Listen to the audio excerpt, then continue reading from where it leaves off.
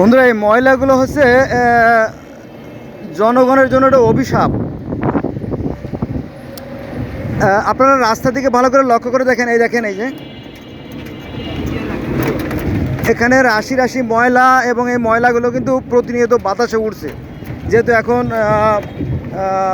শুকনার মৌসুম শুরু হয়ে গেছে, এগুলো কিন্তু সারাক্ষণ ওড়ে। এখানে কিন্তু 24 ঘন্টা গাড়ি চলে। দেখেন, এখানে 24 ঘন্টা গাড়ি চলে এবং এই ময়লাগুলো প্রতিনিয়ত উঠছে এবং জনস্বাস্থ্যের মারাত্মক ক্ষতি হচ্ছে। কিন্তু সাধারণ মানুষ তো এগুলো বুঝে না বা জানে না, আর জানলেও তাদের কিন্তু করার কিছু নাই, কারণ তারা অসহায়। দেখেন, লক্ষ লক্ষ টন ময়লা রাস্তায়। এই ময়লাগুলোর কারণে আমাদের ঠান্ডা, সর্দি, হাঁপানি, শ্বাসকষ্ট, জ্বর, এমনকি ক্যান্সারও হয়।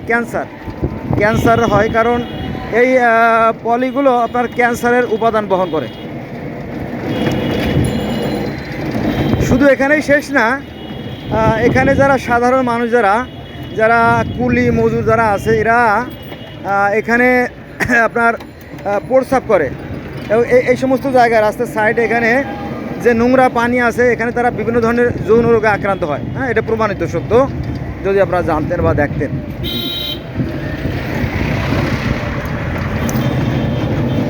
রাস্তার সাইডে তাকালে মনে হবে যে এখানে যুদ্ধ বিধ্বস্ত একটা দেশ।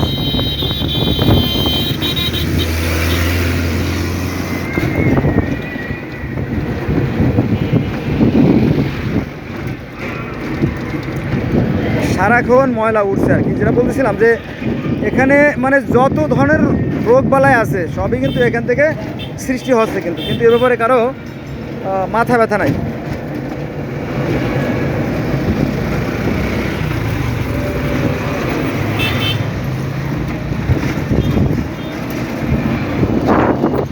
আর সিটি কর্পোরেশন এখানে কোনো কাজ করে না, তার সাক্ষী হচ্ছে এই ঘাসগুলো। সিটি কর্পোরেশন যদি এখানে কাজ করতো তাহলে এখানে ঘাস জন্মাতে পারতো না, কারণ এই দেওয়ালের পাশে একটা নালা আছে, ক্যানেল আছে আর কি। তো এই রাস্তার বাম সাইডটা 6 ইঞ্চি উঁচু আর ডাইন পাশটা কিন্তু নিচু। এটা করা হয়েছে এই জন্য যে যাতে বৃষ্টি নেমে পানিটা ডাইন পাশে দেওয়ালের পাশে যে নালা আছে ওখানে জমে, এবং নালা থেকে গর্ত করা আছে, যে গর্তের মাধ্যমে যাতে নদীতে চলে যায়, এইভাবে করা আছে। কিন্তু অত্যন্ত পরিতাপের বিষয়, সেই নালাগুলো পরিষ্কার করা হয় না। এই যে পুলিশে দেখেন খুচরা ডিউটি, এই যে এগুলো কিন্তু না করলে ওদের চলে। তো এই দেখেন রাস্তার উপরে শরবতের দোকান, দেখেন, এই দেখেন, এগুলো দরকার নাই, এখানে দরকার নাই। একটু পিছিয়ে করুক, একটু পিছিয়ে দোকান দেখ, তাতে কোনো আপত্তি নাই। হ্যাঁ, এই দেখেন নারকীয় দৃশ্য, দেখেন ভয়ঙ্কর। যেটা বলছিলাম যে এই যে নোংরা পানি, এই নোংরা পানিতে তো আপনার অসংখ্য রোগ জীবাণু আছে, সে ব্যাপারে কোনো সন্দেহ নাই। এই নোংরা পানিতে প্রস্রাব করার ফলে আপনার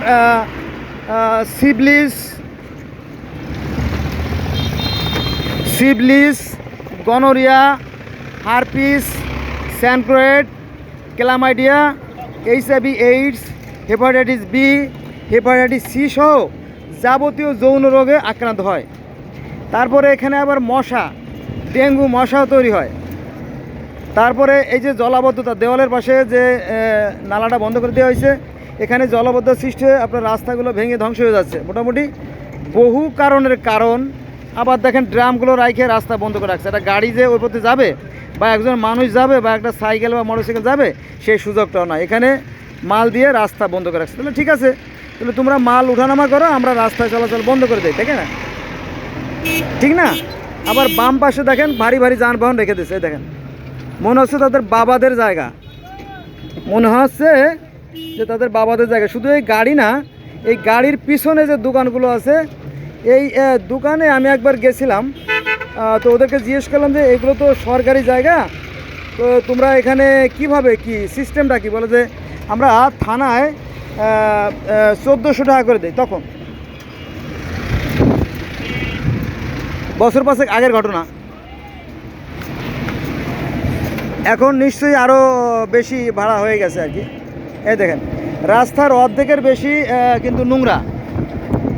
আর এই নোংরাগুলো সবচেয়ে জটিল আকার ধারণ করে তখন যখন বৃষ্টি নামে। বৃষ্টি নামলে একদম ভিতরে যে ময়লাগুলো আছে, হ্যাঁ, সেইগুলো একদম প্যাচ প্যাচ করে মোটামুটি একদম নারকীয় কাণ্ড কারখানা সৃষ্টি হয়ে যায়। দেখেন রাস্তা আছে কিন্তু চলার মতো কোনো পরিবেশ নাই। এর কারণ হচ্ছে এটার কোনো দেখভাল করা হয় না, মানে এটা দেখাশোনা ঠিকমতো না করার কারণে এখানে পানি জমে রাস্তাগুলো বসে গেছে। এই যে এখানে বসে গেছে।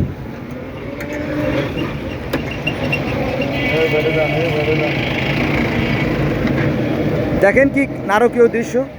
এখানে কিন্তু হোল করা ছিল, গর্ত করা ছিল, যাতে এই পানিগুলো নদীতে নেমে যায়, কিন্তু সেই পানিগুলো এখানে জমে আছে কারণ সেই গর্তগুলোর মুখগুলো ময়লায় ভরাট হয়ে গেছে। এখানে কিন্তু পানি,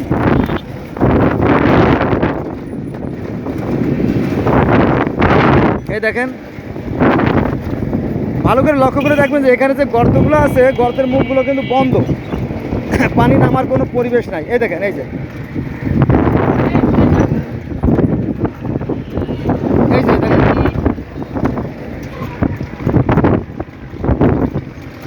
এই যে গর্তের মুখগুলো কিন্তু বন্ধ, অথচ এই গর্তের মুখগুলো পরিষ্কার করা খুব সহজ কাজ ছিল।